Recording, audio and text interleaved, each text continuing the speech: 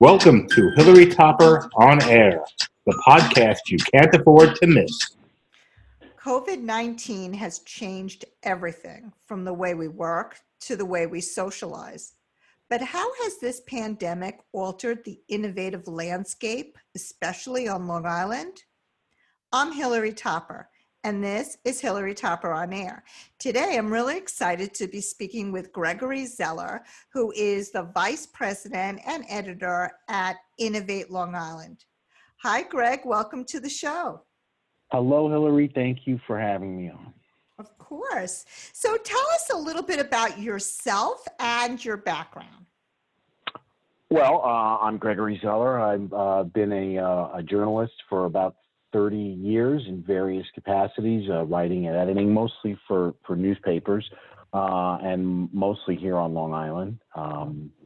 For the past 17 years or so, I've been focused more on business news. I used to be the editor of the regional business journal, Long Island Business News. Now I am the editor of Innovate Long Island, which is it's a very cool, if I don't say so myself.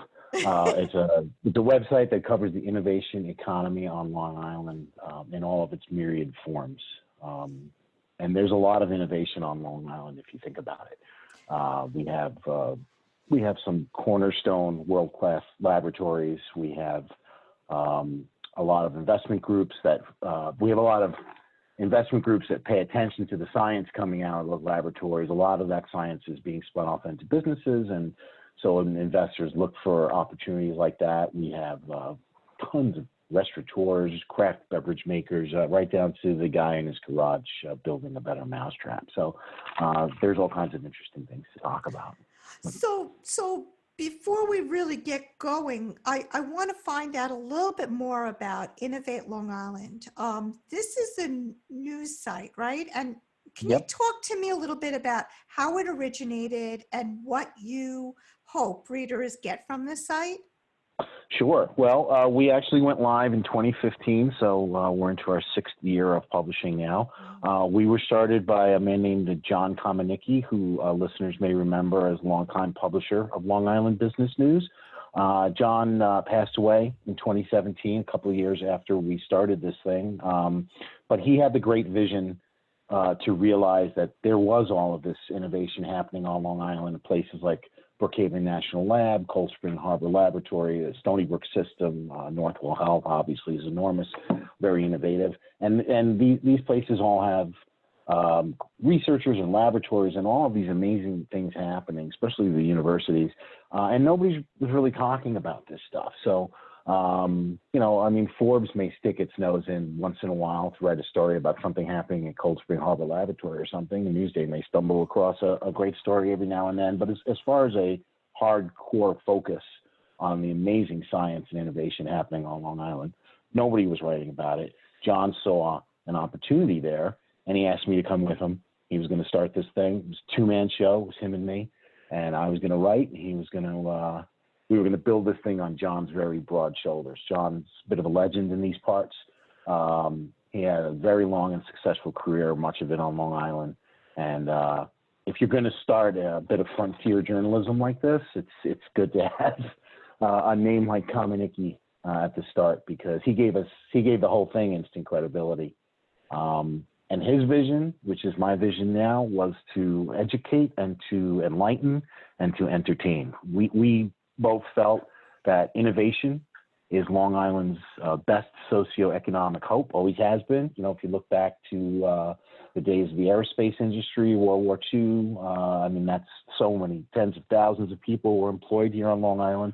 And now you look at things like biotech and the amazing science that's happening here. Innovation always was and always will be Long Island's best socioeconomic hope. So we're here to support it.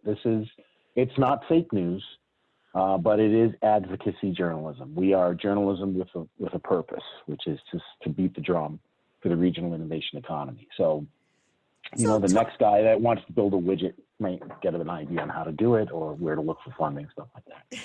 So tell me a little bit about Marlene McDonald's role. She's the president of Innovate Long Island, and I've known her forever. How did the two of you guys connect? Well, Marlene and I originally met back at Long Island Business News. She was she was John's right hand gal, his gal Friday forever over there, and also was the Magnificent Events coordinator. Long Island Business News back in the day had many wonderful events, the 40 Under 40 and all the others. And Marlene was always the person behind that, making all that happen. She's a genius for that kind of stuff. When John passed, she stepped up and took the mantle. She stepped in and saved the thing when the thing needed saving, honestly, because I wasn't sure. It was, like I said, it was me and John, and he was sick, and we were so new, and it was all so young, and it was really just the two of us. It was very scary. But Marlene came in, and she kept it going, kept it alive, talked to our sponsors, which is, of course, our lifeblood, talked to people who knew John, and made sure that they understood that this wasn't just, this isn't just some fly-by-night website. This is Common Nicky's legacy. It's his thing. And we had to keep it going. And people, they rose to it. And it was because of Marlene rallying it, absolutely. And it was because of John and who he was that we were able to keep this thing alive. So let's go back to what I started with COVID-19. It's turned our lives upside down. From your vantage point, how do you see innovation being affected on Long Island and also nationwide? Well, to tell you the God's honest truth, this is a good thing for innovation, because I've never been busier, honestly, working on this website in the 5+ years we've been doing it, because now every story is an innovation story. In one way or another, everybody's innovating right now, whether you're whether you've been furloughed and you're looking for new work, considering jobs you hadn't done before, or you're still on the job but you're at home and now you have to be in a Zoom meeting, or you have to learn how to do things remotely with your kids on the couch behind you, or you have to learn just entire new way. There are businesses out there that are completely changing their approach. They're manufacturers that are manufacturing ventilators instead of what they originally intended to manufacture, excuse me. In one way or another, everybody is innovating. So as far as innovation stories go, business is good. Now, that sounds a little macabre, obviously, when people are sick and people are dying, and I certainly don't mean to be insensitive to that. But as far as your question to what COVID-19 means for innovation, it's a shot in the arm for innovation. Everybody's racing in laboratories to find cures, and we're trying to come up with new ways to prevent the spread, and all these new technologies are coming into play. There was an article on the website the other day, if I remember correctly, that I may have my numbers off, but it was some ridiculously high number. It was like 60 million different video conferencing apps were downloaded during 1 week in March. 60 million, or maybe it was 40 million, but it was like a crazy number of apps that were downloaded in just 1 week. So, and that just goes to show you that, everybody's innovating right now, one way or another. And I think the opportunity is here for some big time innovation, some large scale, really rethinking how we approach things kind of innovation. I don't know if people have the stomach for it right now, but the timing couldn't be better for some of these things, which are very important socially.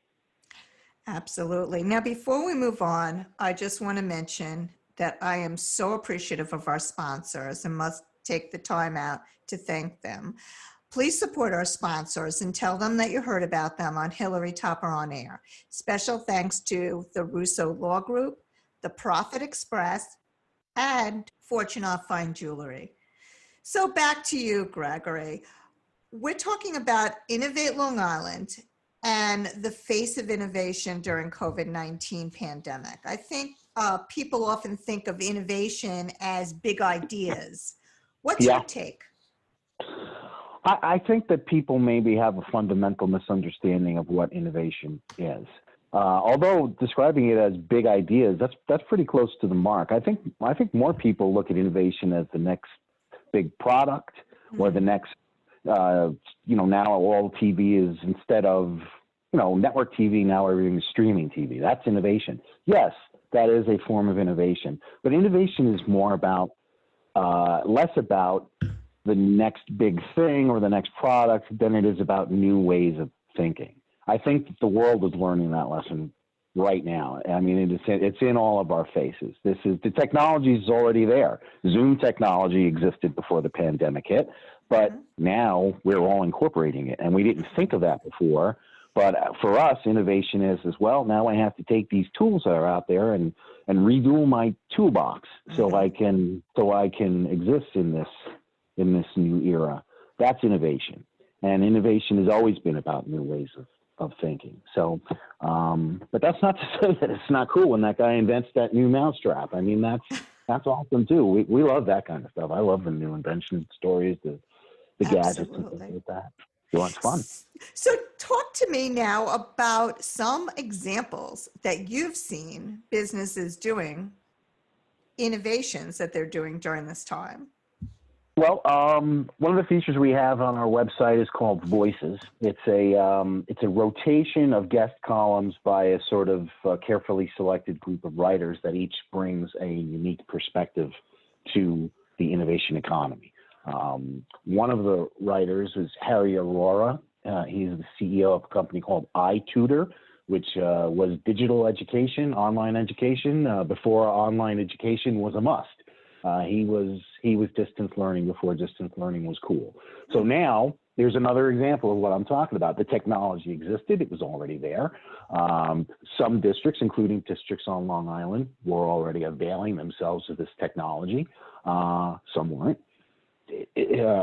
iTutor's clientele range across the entire country. So this, same scenario. There were some districts here and there that had the technology and ready to go, but now everybody's interested in the technology. So a company like that has to innovate by, you would imagine, doubling their sales force or something. I don't want to speak for Harry, and I'm not saying iTutor's hiring. Maybe they are. I don't know.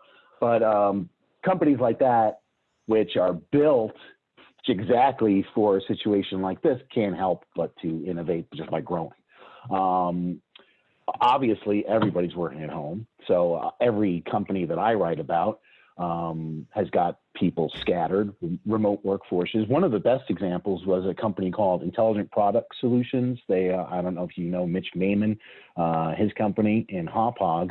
They're sort of an all-purpose engineering firm. If you have an idea for a product, you need to build a prototype, or you have a product, you need to add this bell or that whistle.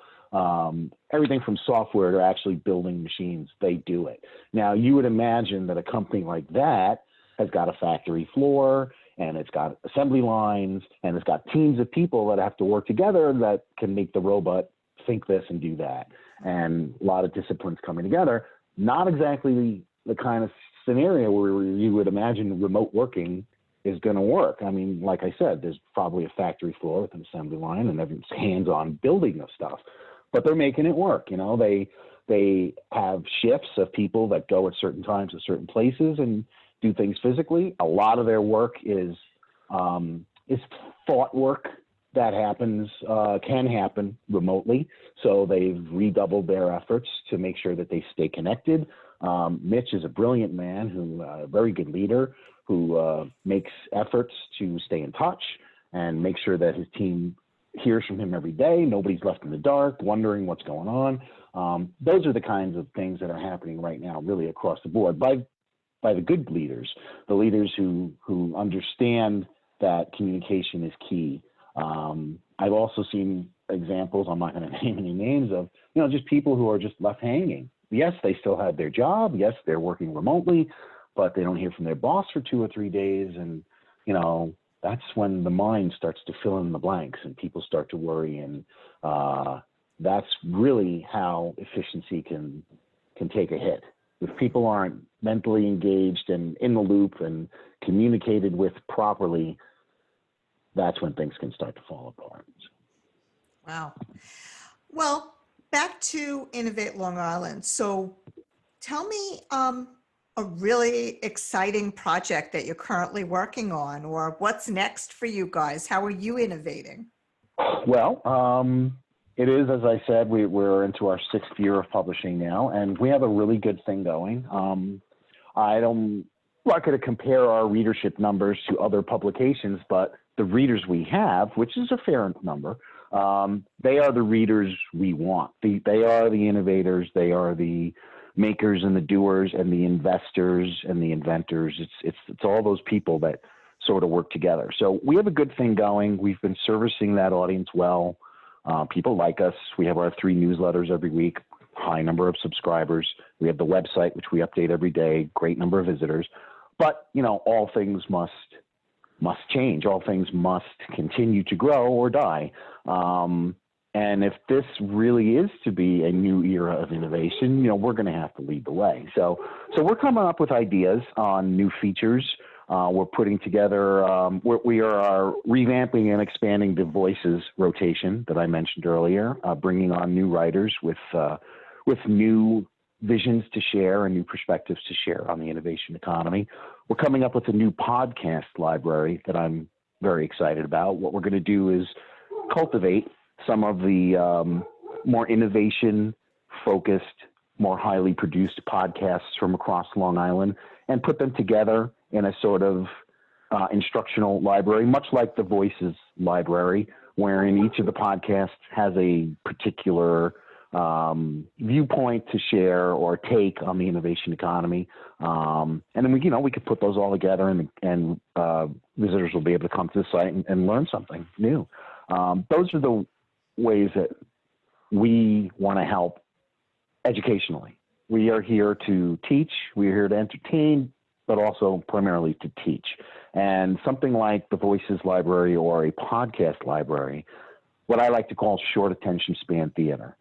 3 or 4 minutes of your time, it's a good read. It's maybe a 10-minute listen on a podcast or something like that. But after those 10 minutes, you definitely know something you didn't know before. That's going to help you be a better small business owner, entrepreneur, inventor.